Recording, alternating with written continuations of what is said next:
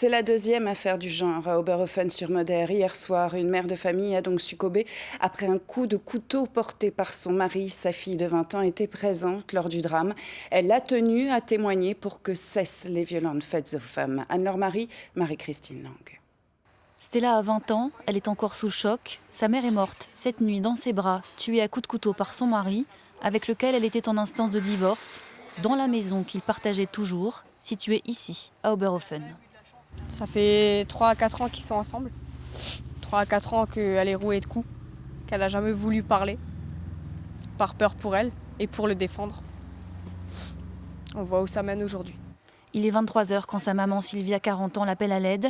Mais quand la jeune femme arrive, il est déjà trop tard. Son mari de 58 ans l'a poignardée et s'est retranché dans la maison avant de se rendre à la police quelques heures plus tard.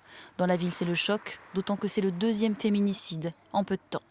C'est la deuxième fois depuis 3 ans qu'on a une tuerie comme ça, on ne peut pas le dire autrement. Ça fait quand même un choc. Et comme c'est des voisins par rapport à nous, c'est un peu dur. Sylvia avait déposé une main courante, porté plainte il y a quelques semaines. Les gendarmes sont même venus vendredi dans la soirée pour des disputes. Alors évidemment, pour Stella, comme pour ses voisins qui ont tenté de porter secours à sa mère, il faut faire en sorte que les choses changent. Ils peuvent rien faire.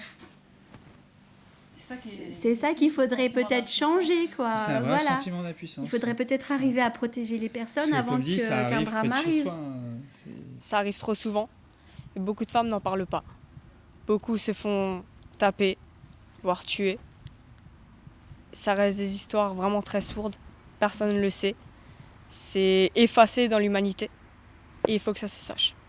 Une enquête est en cours menée par la gendarmerie de Haguenau. Sylvia est la 131e femme qui meurt sous les coups de son conjoint depuis le début de l'année. C'est déjà 10 de plus qu'en 2018.